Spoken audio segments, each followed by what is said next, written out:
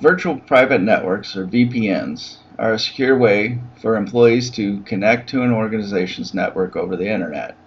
Data is sent encrypted through a technique called tunneling. VPNs can be created and managed by operating systems, routers, or even third-party software. As the name implies, a VPN is creating a virtual connection. It creates a logical tunnel between the two networks, typically going over the internet, but it could be between two private networks.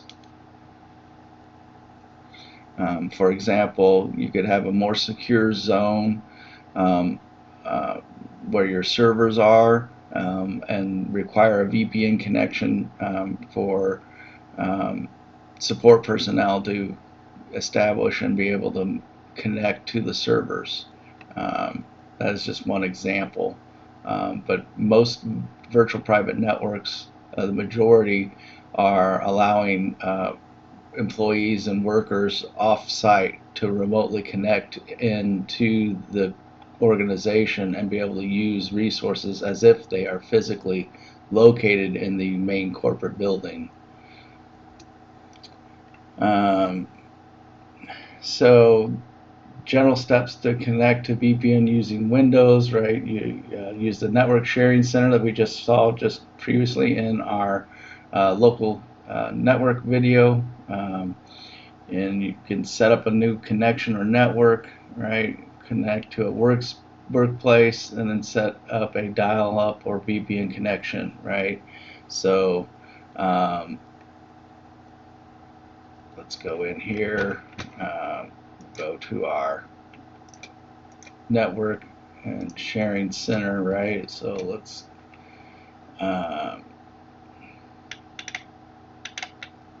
network and sharing center, set up a new connection, right? We're gonna connect to a workplace, set up a dial-up or VPN connection to your workplace.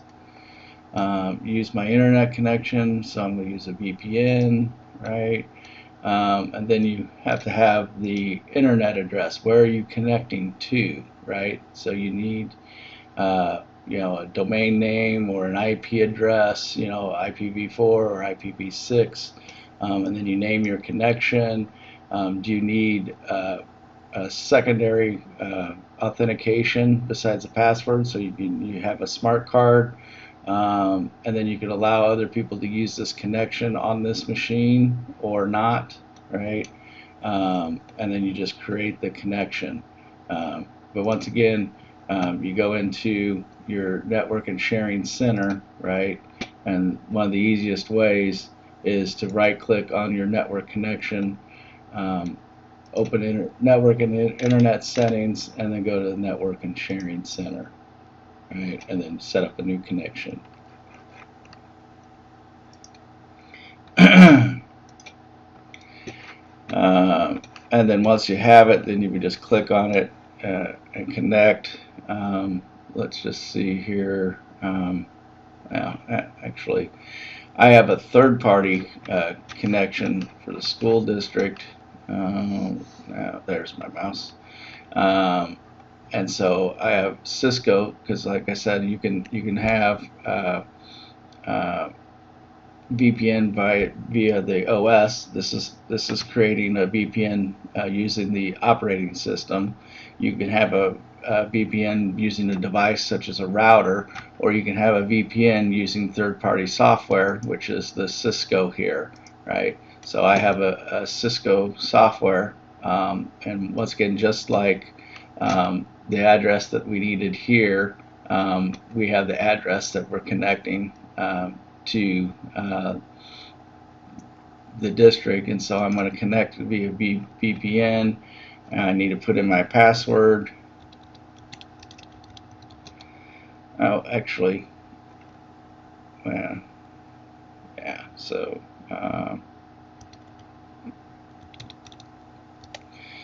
oops.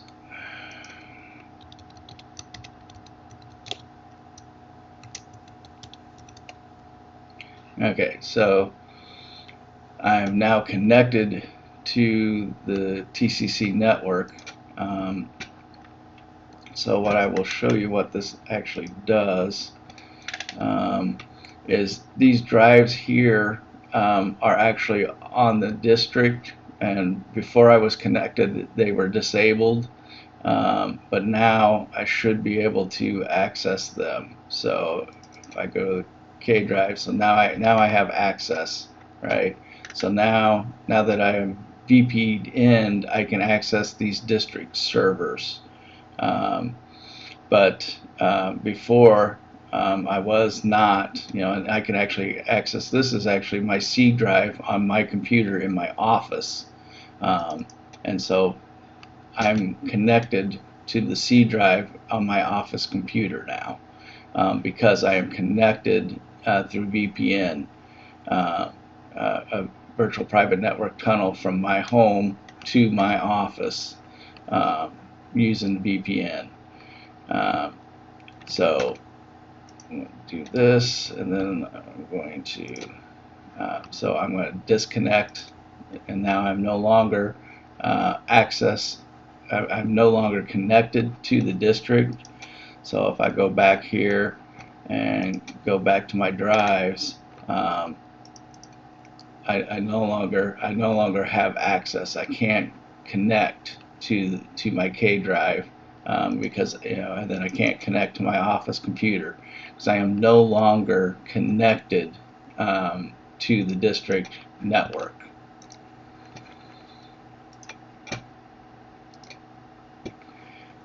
So that's what a VPN does. It allows you to actually create a connection to your organization or to another network, and you're able to access that network as if you were actually there. Right. And then once you can create a network, then you have options for security. So let's go ahead and let me just show you. So let's just create one here. So this has built-in security, and it's configured by the district, and I have to follow that. And you have to do this for any VPN connection. It has to have some kind of security because it creates a secure tunnel. So I'm just going to make up one here on the OS, and I'm just going to say my fake VPN dot local, and we'll just say OK, and we'll create it. Alright, and then we'll go to our adapter settings, right? So this is our VPN connection, our fake one, right? And then I'm going to go to our properties and security, and then I have security options here. So what type of VPN tunnel am I creating? Am I doing a point-to-point tunnle? Am I doing a layer 2 tunnel, a secure socket tunnel, or an version 2 tunnel? And it really doesn't matter which one you're using. It's just you have to know on the other end the server server or device that you're going to VPN into or create that tunnel with. It's going to matter which version that you use, right? And then so data encryption, so do you connect even if there is no encryption, require encryption, so disconnect if the server declines, maximum strength, disconnect if the server declines, right? And then no encryption allowed, server will disconnect if it requires any encryption, right? So you have settings, really the required encryption or the maximum strength encryption are probably what you're going to do, because that's what you're really wanting anyway. And then you can allow certain protocols. You can do extensible authentication protocol. So these are just additional, right? So you can have a smart card or certificate that are required to enable the encryption. it's just some more security settings. We won't go into all these. Just suffice to say, your network administrator will help you make the right selection and give you information and what needs to be set. But these need to match what's on the server, and then you can use a certificate for authentication, right? Or you can use a passphrase key for authentication. This is not as secure as the certificate, but these are a lot of the security options that you have on a VPN connection. And so since I don't need this, I'm going to delete it.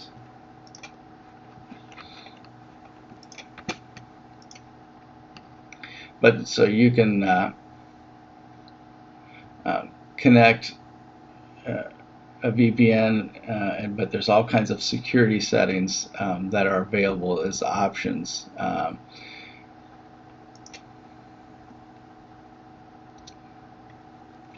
Now, setting up dial-up is very similar to VPN. In fact, in the previous section there, when I made the selection choice, it was dial-up or VPN because they're very similar in how they get set up. Although dial-up is not an encrypted tunnel, it is just a tunnel or a connection over the telephone company's network to an ISP or to a server. So it is a way. So in a way, it's like a logical tunnel to the ISP or server through the phone company's network. However, once again, all your traffic and data will be sent in the clear. That means it's readable or capturable, and is not protected by the connection. So unless you are accessing a website or other application that has its own encryption or its own security built in, such as like HTTPS, everything you do will be unprotected on a dial-up. But once again, this you can set up the dial-up very simply, right? So close this. Go back to our network sharing center, right? Set up a network connection. Connect up to, so you can do this one here, broadband or dial-up, or connect to a workplace, because you can dial up right up to your workplace too. But we'll go to the internet one, and then set up a new connection. We want dial-up.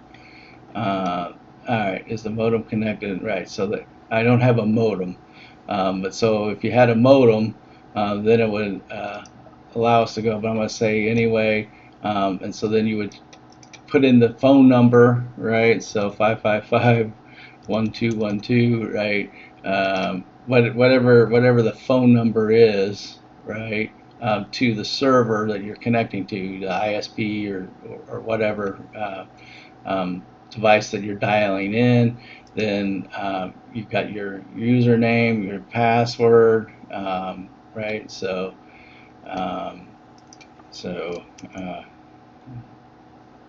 it's me. It is me, and then password,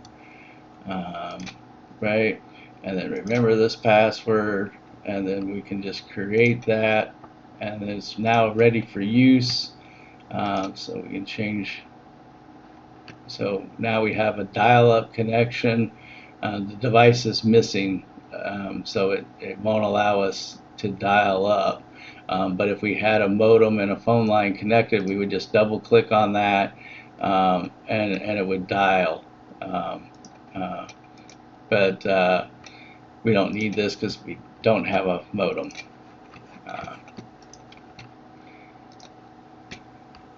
Alright. Alright, so then once you have your dial-up configured, connecting to the internet is very similar to connecting to a wireless access point. You select your connection and your password and select dial, right?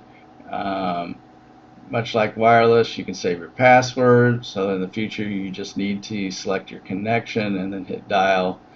Unlike wireless, it will take a minute or two for the connection to be set up, as first your computer has to call the ISP, your company server. The ISP, your company's computer, has to answer the call, and then finally the two computers need to establish the connection. Just know that the connection is going to be very slow compared to other types of connections that you may be used to.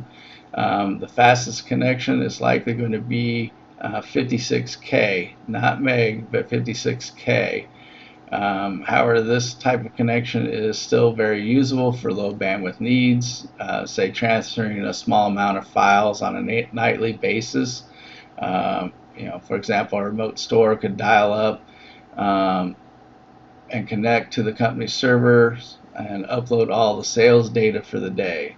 The store already needs a phone line and setting already needs a phone line, so then setting up a dial-up connection for nightly transfers would be very cheap and easy to set up.